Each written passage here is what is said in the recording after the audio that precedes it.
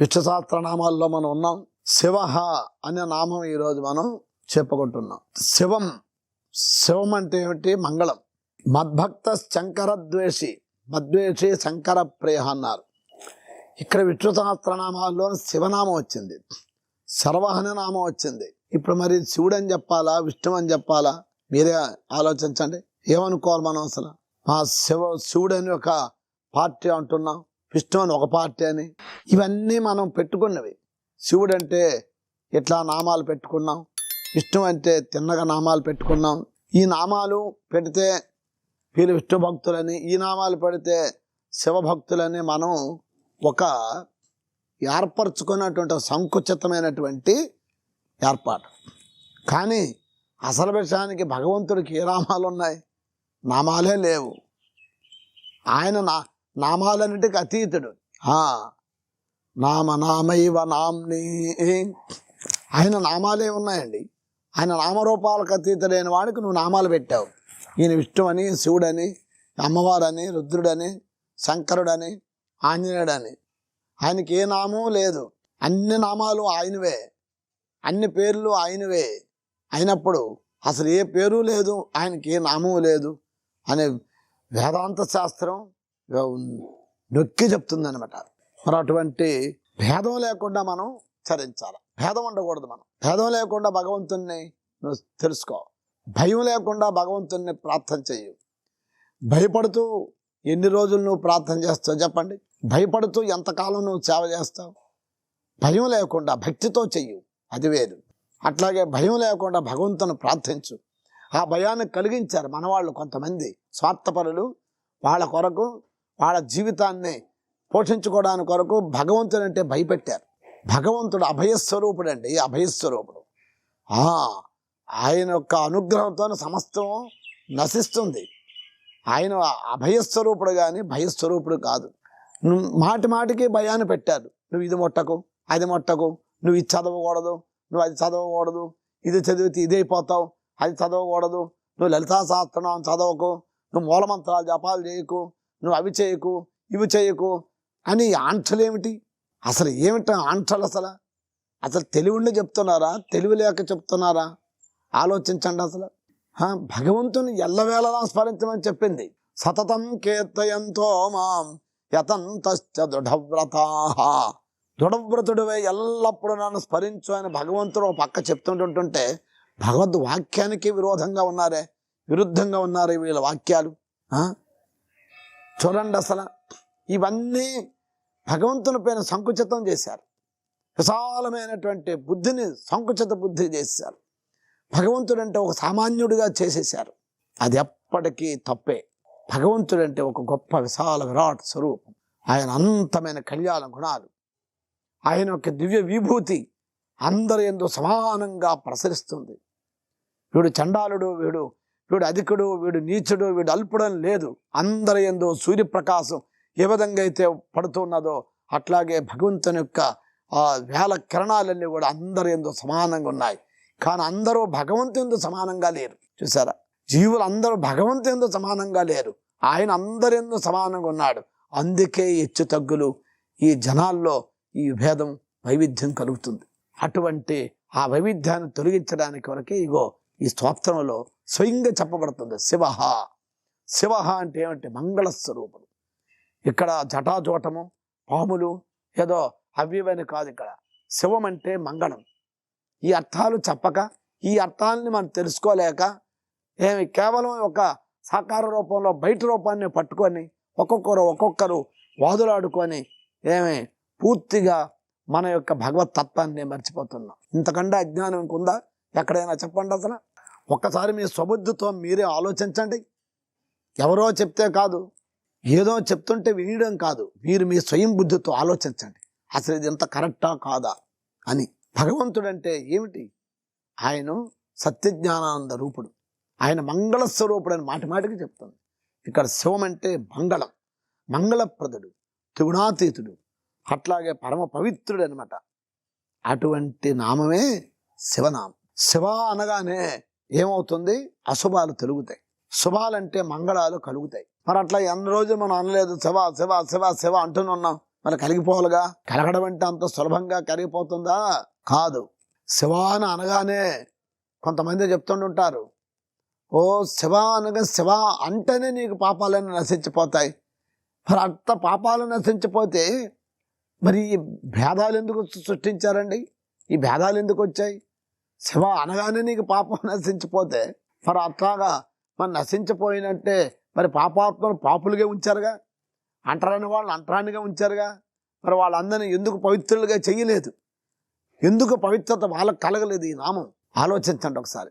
మరి నామంలోనూ అది దోషమా, లేకపోతే చెప్పేవాళ్ళ దోషమా, లేకపోతే ఆచరించే వాళ్ళలో దోషమా? ఎక్కడిది దోషం? నామంలో ఏ దోషము లేదు.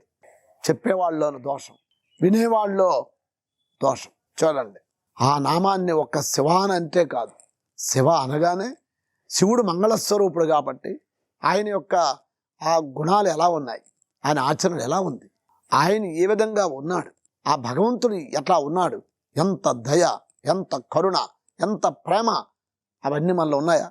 చెప్పండి. అవన్నీ కలిగించుకోవాలనే చెప్పారు. ఆ గుణాలన్నీ మనకు కలగాలి. అవన్నీ కనీసం కొంతైనా మనం మన యొక్క జీవితంలో అలవర్చుకోవాలి. అప్పుడే మనకి శివ అనగానే అమంగళం తొలగిపోతుంది. అమంగళాలన్నీ తొలగిపోయి మంగళం ప్రాప్తమవుతుంది. రామ అనగానే ఒక్కసారికి వాల్మీకి రామ అనగానే వచ్చేలే. రామ రామ్ రామ్ రామ్ అని కొన్ని వేల సంవత్సరాలు ఆయన స్మరించి పొట్లు పెట్టాడు. చూడండి, అప్పుడు దశ దిక్కులు కూడా రామ్ రామ్ అనగానే ఆ ఓంకార నాథం నుండి వచ్చినటువంటి ఆ దివ్యత్వం కలిగింది. చూడండి,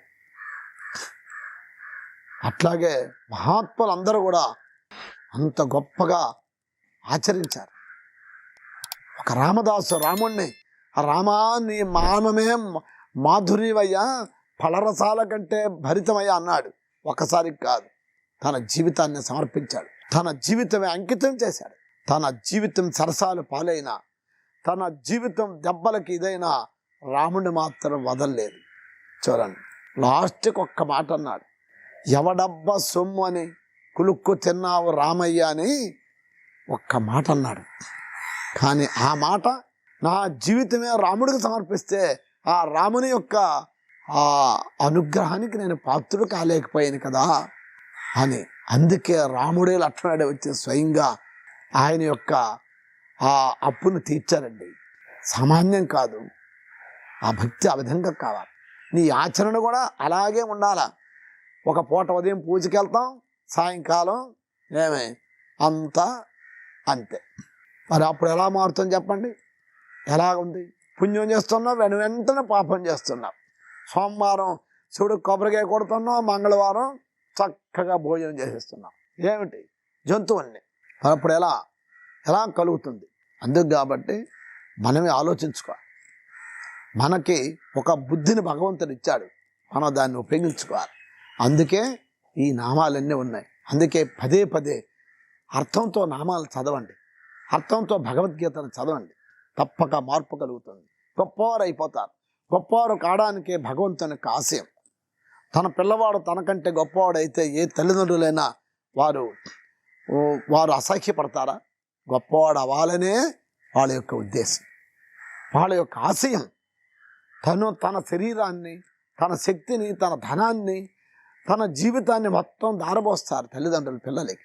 ఊరికిననే వాడికి వ్యాధి వస్తే తనకు వ్యాధి వచ్చినట్టుగా బాధపడతారు, వాడికి జబ్బు వస్తే తనకు జబ్బు వచ్చినట్టుగా బాధపడతారు. ఎందుకు?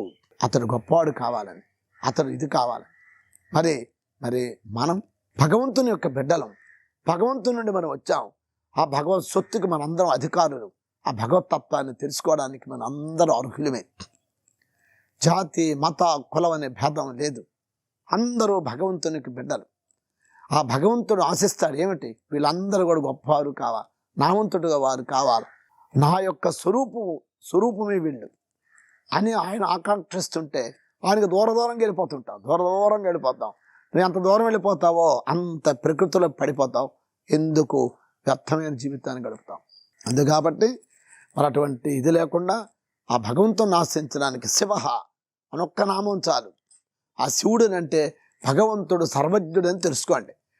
ఒక దివ్యమైనటువంటి ప్రకాశ స్వరూపం తెలుసుకొని ఆ స్వరూపాన్నే భావం చేస్తూ ఆ అర్థాన్ని స్మరిస్తూ మీరు జపించండి భగవంతుడు ఒక్కడే అని. అప్పుడు ఈ భేదాలన్నీ తొలగిపోతాయి. దీంట్లో ఎటువంటి సందేహం లేదు.